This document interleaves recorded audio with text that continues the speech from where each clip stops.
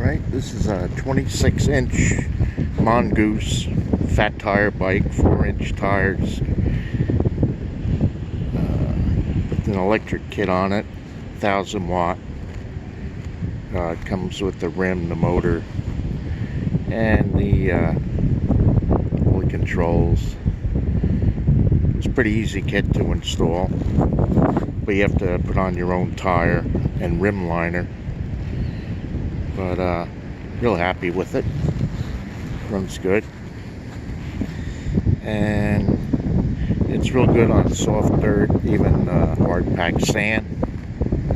So I added the front fender, and the triangle bag in the middle has all the controls in it.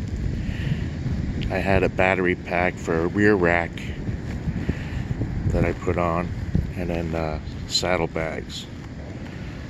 But it's got a nice ride even without the shock absorber front end. It just has a standard front end, has disc brakes, but runs good.